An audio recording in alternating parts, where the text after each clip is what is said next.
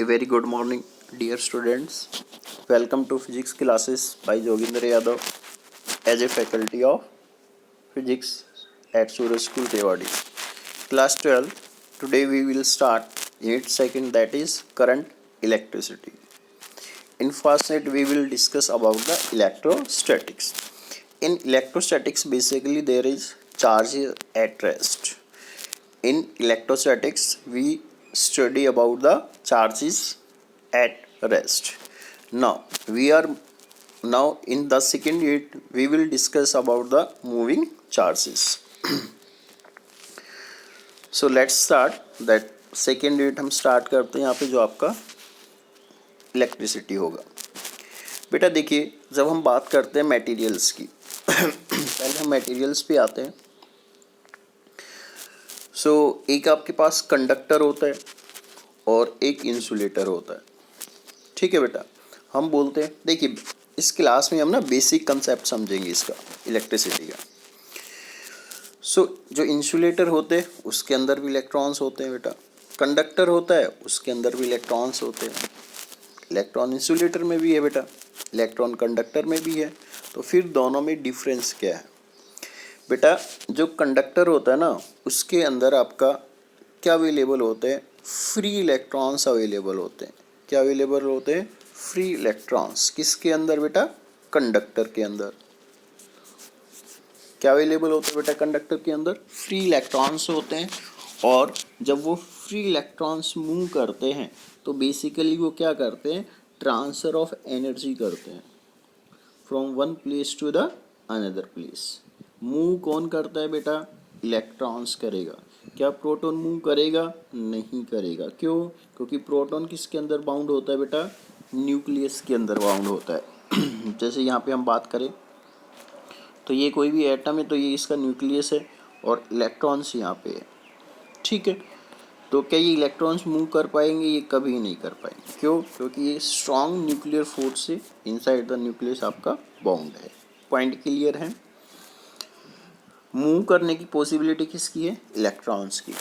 अब इसमें भी अगर ये लूजली बाउंड होंगे, कैसे बाउंड होंगे बेटा? ये loosely bound to the nucleus. Nucleus से अगर ये लूजली बाउंड है तो थोड़ा सा फोर्स लगेगा, मतलब थोड़ा सा इनको एनर्जी दो, ये फ्री हो जाएंगे और मूव करना स्टार्ट कर देंगे.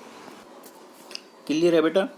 सो कंडक्टर जो होता है ना बेटा उसके अंदर फ्री इलेक्ट्रॉन्स होते हैं और जब उन इलेक्ट्रॉन्स पे क्या लगता है? फोर्स लगता है. क्या लगता है बेटा? फोर्स. तो वो एक पर्टिकुलर डायरेक्शन में मूव करेंगे और जब वो पर्टिकुलर डायरेक्शन में मूव करेगा तब आपको इलेक्ट्रिक करंट देगा. तो बेसिकली जो कंडक्टर है वो कंडक्ट करता है. किसको कंडक्ट करता है बेटा?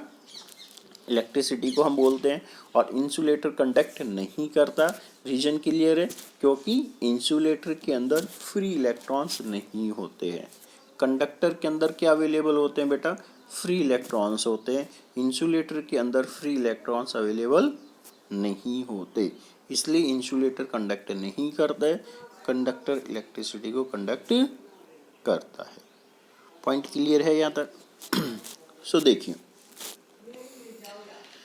हम बेसिकली जब बात करते हैं, अब देखिए कंडक्ट कौन करेगा? इलेक्ट्रॉन. कंडक्ट करने वाले मूव कौन करेंगे? इलेक्ट्रॉन्स.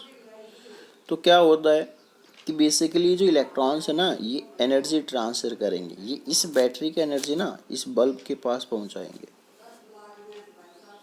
ये जो बैटरी है इसकी एनर्जी किसके पास लेके जाएंगे? बल्ब के पास, और वापस आ जाएंगे. पॉइंट क्लियर है? तो बेसिकली क्या करता है आपका? एनर्जी ट्रांसफ़र करता है. क्या ट्रांसफर करता है? एनर्जी. कौन करता है? इलेक्ट्रॉन. मतलब इस एनर्जी को, इस बैटरी की एनर्जी को यहाँ से यहाँ कौन ट्रांसफ़र करेगा बेटा? इलेक्ट्रॉन्स ट्रांसफ़र करेंगे. कौन ट्रांसफ़र करेगा बेटा?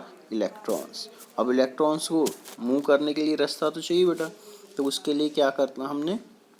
ये कंडक्टिंग वायर लगा दी. ये जो वायर दिख रही है ना, ये वायर, ये वाली वायर जो है इसको क्या बोलते हैं? Conducting wire. क्या बोलते हैं इसको बेटा? Conducting wire. जिसके अंदर ये इलेक्ट्रॉन्स मूव करेंगे. क्या ये इलेक्ट्रॉन्स अपने आप मूव कर जाएंगे? नहीं बेटा. तो फिर क्या करना पड़ेगा हमें? इनको हमें मूव कराना पड़ेगा। क्या ये अपने आप मूव करेंगे? नहीं करेंगे। तो इनको मूव कराने के लिए क्या करना पड़ेगा आपको बेटा? फोर्स लगाना पड़ेगा। क्या लगाना पड़ेगा? फोर्स। क्या फोर्स अपने आप लग जाएगा? नहीं। उसके लिए हमें क्या अप्लाई करना पड़ेगा बेटा? इलेक्ट्रिक फील्ड अप्लाई करना पड़ेगा। क्या अप्लाई करना पड़ेगा? Electric field. और उस इलेक्ट्रिक बेटा फोर्स लगाने के लिए क्या करना पड़ेगा हमें? इलेक्ट्रिक फील्ड अप्लाई करना। और उस इलेक्ट्रिक फील्ड की वजह से क्या लगेगा? फोर्स। फोर्स लगेगा तो ये इलेक्ट्रॉन मूव करेंगे, जिसकी वजह से क्या आएगा? करंट आएगा। पॉइंट क्लियर है? एक पर्टिकुलर डायरेक्शन मूव करेंगे, एक पर्टिकुलर क्रॉस सेक्शन एरिया को ये क्रॉस करेंगे। पॉइंट क्लियर है? क्या है दोबारा से सुन लीजिए मैंने। कंडक्टर के अंदर क्या अवेलेबल होते हैं? Free electron. इसलिए कंडक्टर कंडक्ट करता है किसको? इलेक्ट्रिसिटी को। इंसुलेटर के अंदर फ्री इलेक्ट्रॉन नहीं होते, इसलिए इंसुलेटर कंडक्ट नहीं करता है। ठीक है। बेसिकली इलेक्ट्रॉन करेंगे क्या? इस बैटरी की एनर्जी को इस बल्ब के पास लेके जाएंगे और वापस आ जाएंगे। मतलब क्या हुआ? ट्रांसफर ऑफ एनर्जी तो हुआ। क्या हुआ बेटा? Transfer of energy. कहाँ की एनर्जी ट्रांसफर हुई? इस बैटरी की एनर्जी। किसके पास ट्रांसफर हुई? बल्ब के पास। बल्ब ग्लो कर गया। एनर्जी को लेके कौन गया? इलेक्ट्रॉन। मूव हमेशा कौन करता है? इलेक्ट्रॉन। दिमाग में बैठा लो ये बात। मूव हमेशा कौन करेगा? इलेक्ट्रॉन। तो इस बैटरी के एनर्जी को इस बल्ब के पास कौन लेके गया? इलेक्ट्रॉन लेके गया। कौन लेके गया? इलेक्ट्रॉन। अब इस इलेक्ट्रॉन को मूव करने के लिए पाथ चाहिए, रास्ता चाहिए। तो उसके लिए क्या किया हमने? एक कंडक्टिंग वायर यूज़ कर लिया। क्या यूज़ कर लिया? Conducting wire. तो मतलब इस कंडक्टिंग वायर में क्या करेगा? ये मूव करेगा। कौन मूव करेगा बेटा? इलेक्ट्रॉन मूव करेगा। पॉइंट क्लियर है?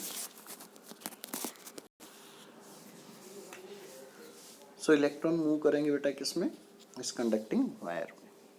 क्या ये अपने आप मूव कर जाएंगे? नहीं बेटा। इनको मूव कराने के लिए क्या करना पड़ेगा आपको? फोर्स लगाना पड़ेगा।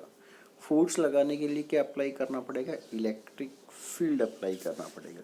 क्या करना पड़ेगा बेटा? Electric field. और उस इलेक्ट्रिक फील्ड की वजह से क्या लगेगा? इलेक्ट्रॉन पे फोर्स। तो वो एक पर्टिकुलर डायरेक्शन में मूव करेंगे, जिसकी वजह से क्या आ जाएगा बेटा? करंट आ जाएगा। पॉइंट क्लियर है? इलेक्ट्रिक फील्ड अप्लाई करने के लिए क्या करना पड़ेगा बेटा आपको? बताओ जल्दी से। पोटेंशियल डिफरेंस सेटअप करना पड़ेगा। क्या सेटअप करना पड़ेगा? Potential difference. पॉइंट क्लियर है? तो उस पोटेंशियल डिफरेंस की वजह से क्या हुआ? इलेक्ट्रिक फील्ड सेटअप हुआ। इलेक्ट्रिक फील्ड की वजह से फोर्स लगेगा। फोर्स लगा तो इलेक्ट्रॉन मूव करेंगे एक पर्टिकुलर डायरेक्शन में। तो उसकी वजह से क्या आएगा बेटा? इलेक्ट्रिक करंट आएगा। तो जो ये बैटरी दिख रही है ना आपको, ये बैटरी का सिंबल है बेटा, ये बैटरी है। तो पॉजिटिव का मतलब होता है बेटा एक हाई पोटेंशियल, और नेगेटिव का मतलब होता है बेटा एक लो पोटेंशियल। पॉजिटिव का मतलब क्या होता है? High potential. और नेगेटिव का मतलब क्या होता है बेटा? Low potential. तो क्या हुआ? इसकी वजह से पोटेंशियल डिफरेंस सेटअप हुआ बैटरी की वजह से। तो उसकी वजह से क्या सेटअप हुआ? Electric field. इलेक्ट्रिक फील्ड की वजह से क्या लगा? फोर्स लगा। किस पे लगा? इलेक्ट्रॉन्स पे। उससे इलेक्ट्रॉन्स मूव किए एक पर्टिकुलर डायरेक्शन में, एक पर्टिकुलर क्रॉस सेक्शन को उसने क्रॉस किया। तो उसकी वजह से क्या आ गया? करंट आ गया। पॉइंट क्लियर है बेटा? ठीक है। बेसिक आ रहा है समझ में? हो क्या रहा है? तो ये कोई भी आपका इलेक्ट्रिक सर्किट है। तो इसमें क्या क्या है? एक तो बल्ब लगा हुआ है, एक क्या लगी हुई बेटा? एक बैटरी लगी हुई है, और क्या है ये? Conducting wire. कैसी वायर है बेटा? Conducting wire. इंसुलेटिंग होगा तो फ्लो नहीं करेगा, वो मैंने पहले ही बता दिया। अब इस बल्ब को ऑन ऑफ करने के लिए थोड़ी हम बैटरी बार बार हटाएंगे लगाएंगे। तो उसके लिए हम क्या करते हैं? बीच में स्विच लगा देते हैं। क्या लगा देते हैं? स्विच। जिसको या तो आप स्विच बोल लीजिए, या फिर क्या बोल देते हैं उसको? की बोल देते हैं। क्या बोल देते हैं? की और स्विच, जिसकी हेल्प से हम इसको क्या करेंगे? ऑन और ऑफ करेंगे। पॉइंट क्लियर है? तो बेसिकली आया है समझ। तो अब हम यहाँ पे बात करते हैं व्हाट इज करंट। करंट है क्या बेटा? Rate of flow of charge. देखिए आपको पता है चार्ज फ्लो तो कर रहा है, चार्ज फ्लो करेगा, लेकिन ये भी ध्यान रखना है एक पर्टिकुलर डायरेक्शन में, ठीक है। जैसे हम बात करें ये कंडक्टर, कंडक्टर के अंदर फ्री इलेक्ट्रॉन्स अवेलेबल होते हैं, तो जब इलेक्ट्रिक फील्ड जीरो है, यहाँ कोई इलेक्ट्रिक फील्ड नहीं है, तो ये कैसे मूव कर रहे हैं बेटा? रैंडमली मूव कर रहे हैं। कैसे मूव कर रहे हैं? रैंडमली मूव कर रहे हैं। तो इसलिए यहाँ पे करंट कितना है बेटा? जीरो है। करंट कितना है? जीरो। पॉइंट क्लियर है? कंडक्टर है, कंडक्टर के अंदर फ्री इलेक्ट्रॉन्स अवेलेबल है, कैसे मूव कर रहे हैं?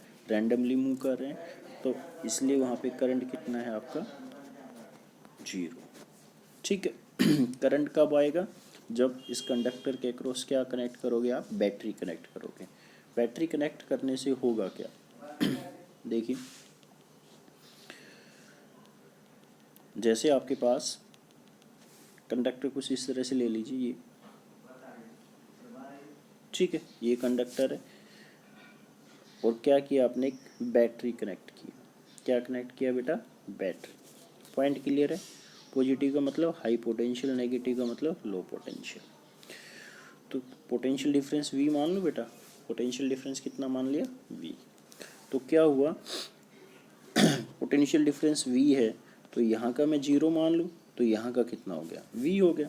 तभी तो डिफरेंस V हुआ टोटल। ये जीरो है तो ये कितना है? V। तो डिफरेंस कितना हो गया बेटा? V तो हो गया। यहाँ V है तो यहाँ भी कितना हो गया बेटा? V। आपको पता होना चाहिए कि जो कंडक्टिंग वायर होती है ना, उसके अक्रॉस ड्रॉप नहीं होता कुछ भी।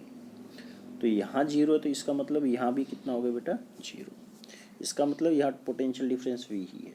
तो ये हाई पोटेंशियल पे और एक ये लो पोटेंशियल पे, तो क्या इस डायरेक्शन में इलेक्ट्रिक फील्ड सेटअप हो गया? हाँ या ना? इस डायरेक्शन में क्या हो गया? Electric field. क्या बोल दूँ इसको? A बोल दूँ और इसको B बोल दूँ।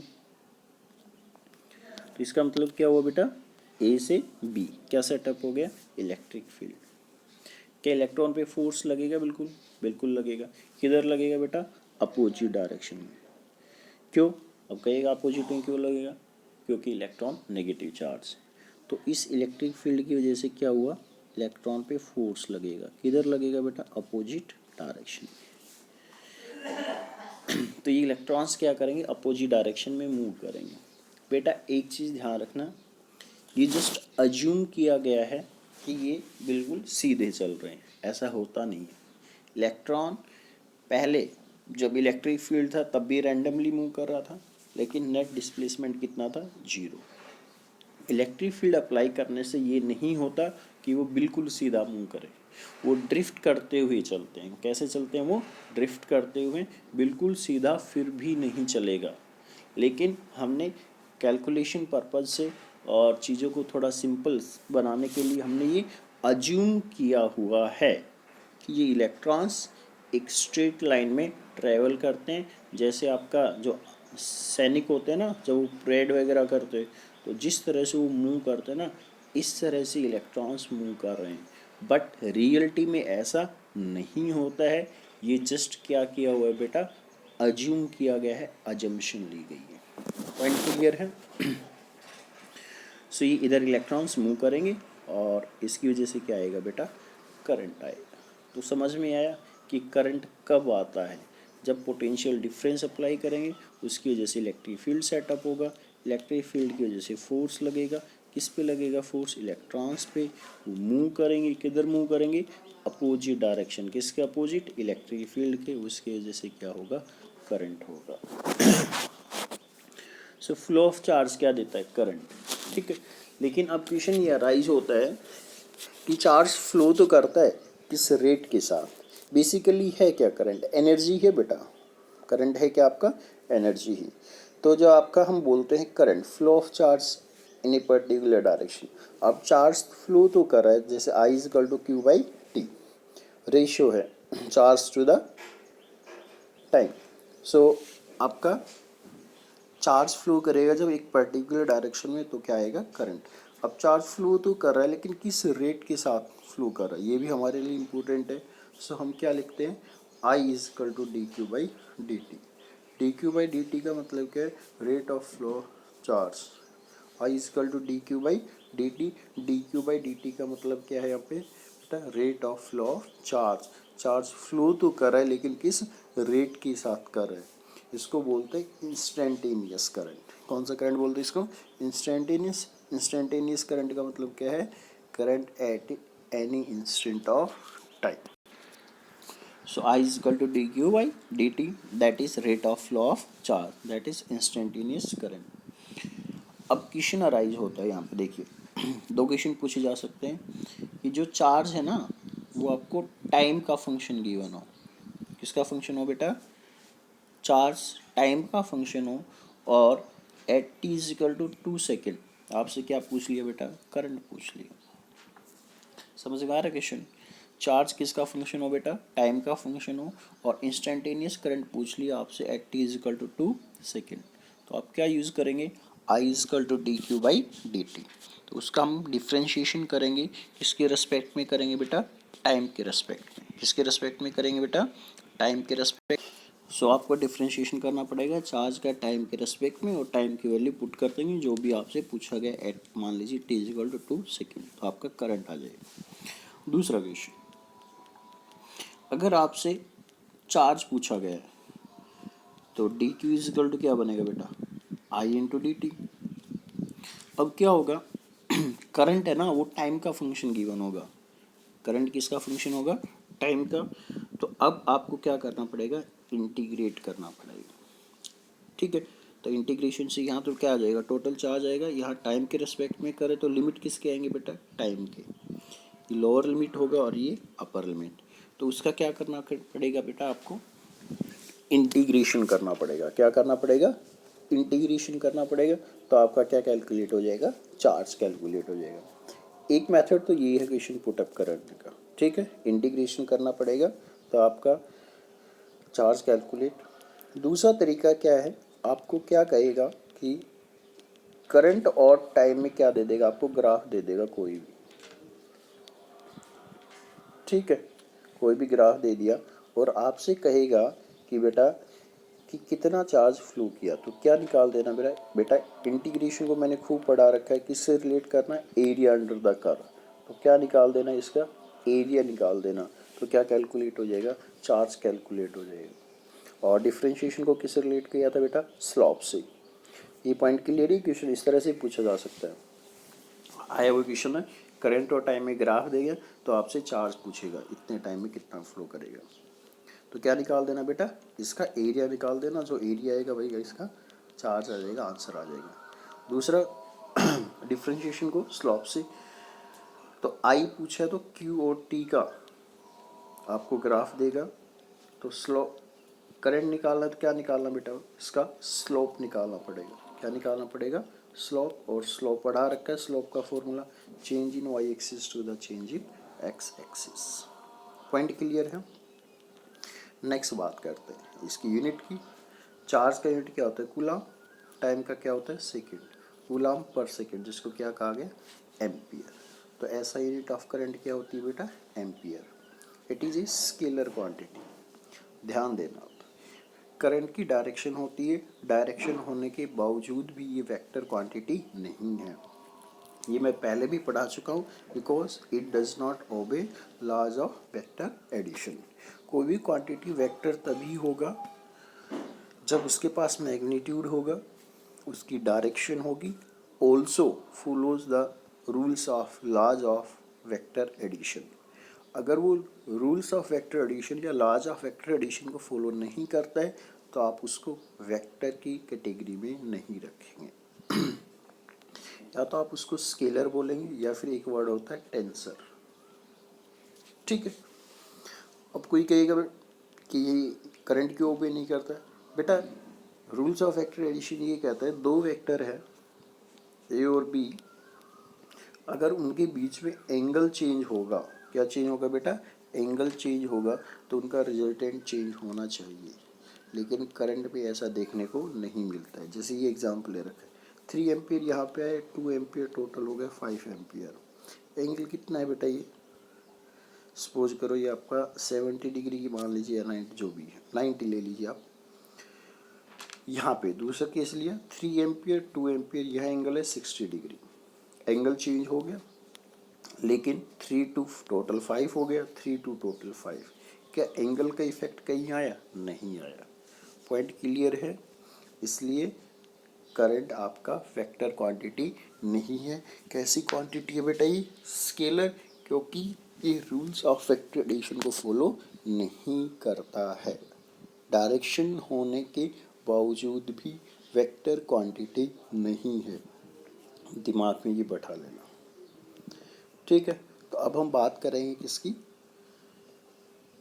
डायरेक्शन ऑफ, किसकी बात करेंगे बेटा? डायरेक्शन ऑफ करंट की बात कर लेते हैं। देखिए बेटा, सो डायरेक्शन ऑफ करंट की हम बात करते हैं। बेटा इस डायग्राम में ध्यान से समझना, ये क्या आपके पास कंडक्टर है और इसके अंदर क्या अवेलेबल है? Free electrons. मान लो पहले ये बैटरी कनेक्ट नहीं है, ठीक है, मैं दोबारा एक बार डायग्राम बना देता हूँ अलग से थोड़ा सा। ये कुछ इस तरह से है, ये कोई कंडक्टर है, ठीक है बेटा, ए बी,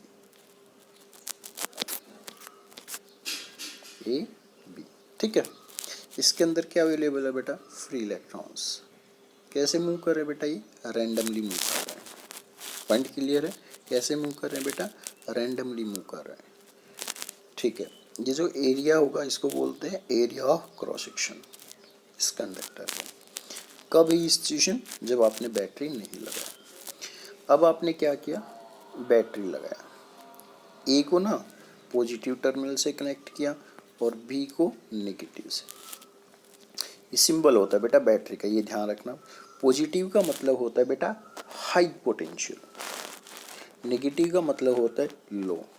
इन वर्ड्स पे जाना, हाई और लो, प्लस माइनस पे नहीं। बड़ा जो टर्मिनल है वो एक हाई पोटेंशियल, मतलब एक सिंपल सी बात है, उसका पोटेंशियल ज़्यादा होगा, वैल्यू कुछ भी हो सकती है।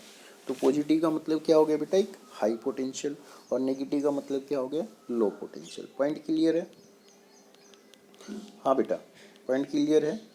तो देखिए क्या होगा यहाँ पे, तो पोटेंशियल डिफरेंस V मान लो बेटा, ठीक है, टोटल V है। तो यहाँ अगर मैं 0 अज्यूम कर लूँ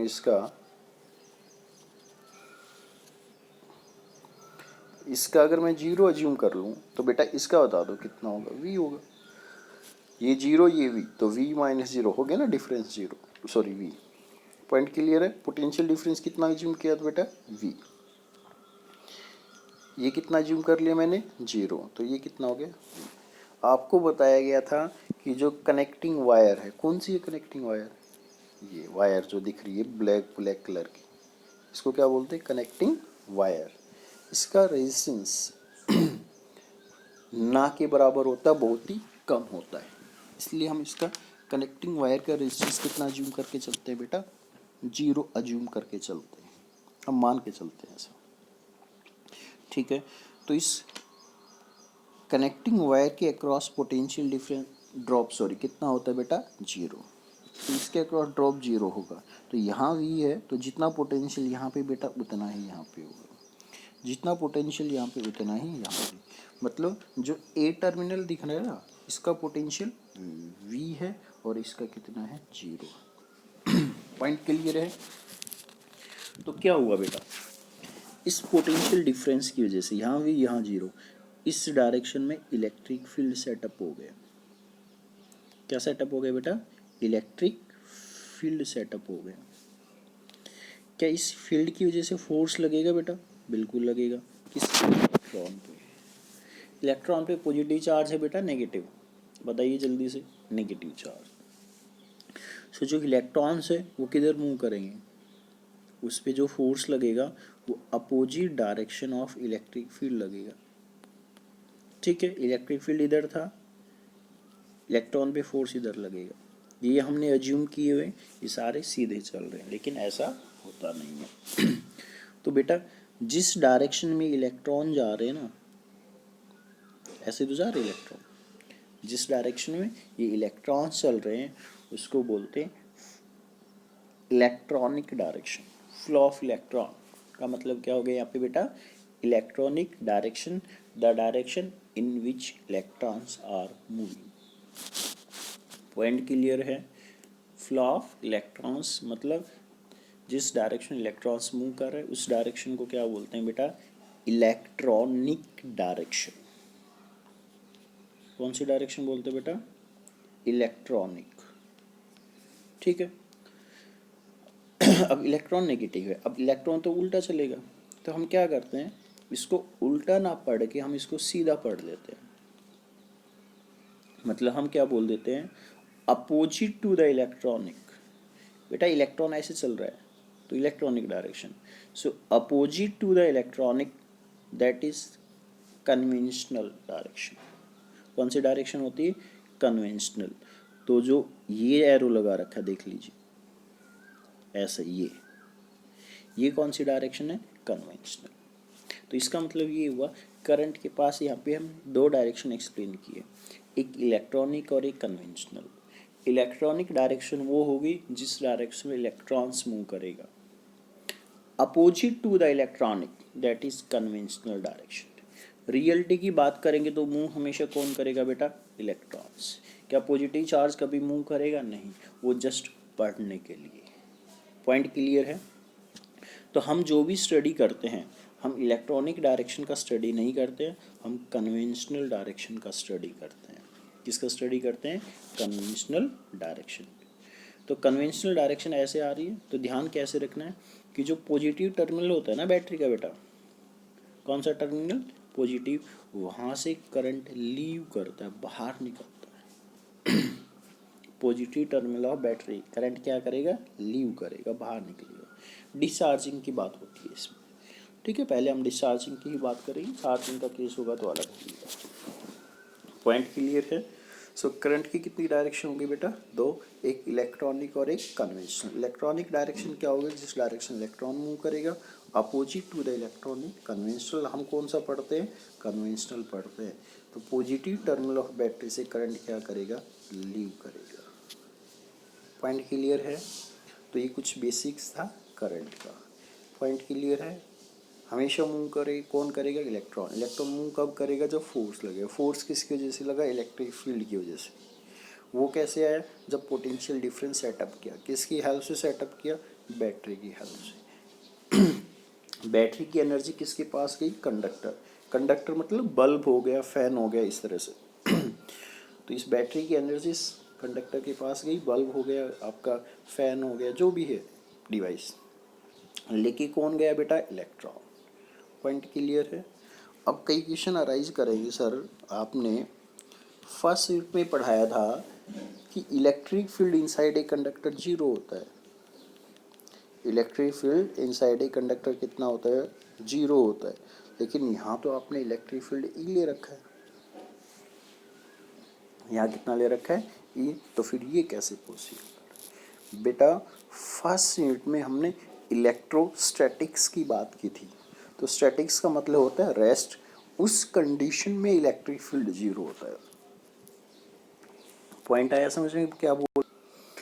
सो इलेक्ट्रोस्टैटिक्स जब चार्जेस रेस्ट पे होते, याद करो ना आप, कंडक्टर लिया था, इलेक्ट्रिक फील्ड अप्लाई किया, इधर नेगेटिव आ गया और इधर क्या आ गया, पॉजिटिव। अब ये नेगेटिव आगे तो नहीं मूव कर सकता ना, तो यहाँ आके ये रेस्ट पे आके ये यहाँ पे रेस्ट पे है। तो इलेक्ट्रोस्टैटिक्स में ऐसा होता है, electric field inside a conductor. लेकिन यहाँ क्या हो रहा है, जब इन इलेक्ट्रॉन पे फोर्स लगा, क्या लगा बेटा, फोर्स लगा, तो ये मूव करे अपोजिट डायरेक्शन, इलेक्ट्रॉन ऐसे भागे, क्या यहाँ आके रुक जाएगा, नहीं। क्यों, क्योंकि इनके वो आगे पाथ अवेलेबल है, ऐसे ही मूव करता रहेगा। तो यहाँ स्टैटिक कंडीशन नहीं है, कौन सी कंडीशन है, मूविंग, इसलिए यहाँ इलेक्ट्रिक फील्ड जीरो नहीं। पॉइंट क्लियर है, क्वेश्चन क्लियर हो गया। तो इलेक्ट्रोस्टैटिक्स में ऐसा होता है। ये सिंपल सर्किट है, ये बैटरी लगाया, पॉजिटिव मतलब हाई पोटेंशियल, नेगेटिव मतलब लो पोटेंशियल। ये वायर है जिसका हमने कनेक्टिंग वायर कहा, ये बल्ब है जिसको हमें ग्लू कराना है, जैसे कंडक्टर वगैरह जो बोला था हमने। और ये हो गया स्विच, स्विच क्लोज है। ध्यान रखना, करंट हमेशा क्लोज सर्किट में फ्लो करेगा, करंट हमेशा क्लोज सर्किट। मान लीजिए आप बीच में से ब्रेक कर दिए, वायर तोड़ दी, तो ये कैसा सर्किट हो गया, ओपन सर्किट। कहीं इलेक्ट्रॉन्स को रास्ता मिलेगा आगे जाने के लिए, नहीं मिलेगा। तो ओपन सर्किट में करंट बेटा कितना होगा, जीरो होगा। करंट हमेशा क्लोज सर्किट में फ्लो करेगा, किसमें फ्लो करेगा, क्लोज सर्किट में ही करंट, दिमाग में बैठा लो ये बात, current in open circuit zero, current हमेशा क्लोज सर्किट में फ्लो करेगा। तो ये सिंपल इलेक्ट्रिक सर्किट डायग्राम है। इस कुछ सिंबल आपको ध्यान देना है। ये इलेक्ट्रिक सेल है, इलेक्ट्रिक बैटरी, बैटरी क्या होती है, बेसिकली कम्बिनेशन ऑफ सेल्स होता है, ठीक, इनको डिटेल में पढ़ेंगे हम। Battery combination of cell, tap off on, close है तो ऑन होगा क्योंकि क्लोज सर्किट में करंट फ्लो करेगा। प्लग, ये इसी तरह की यूज़ कर सकते हैं आप, अलग अलग है एज ए स्विच की तरह। ये ऑफ है मतलब ओपन है, ये ऑन है क्लोज है।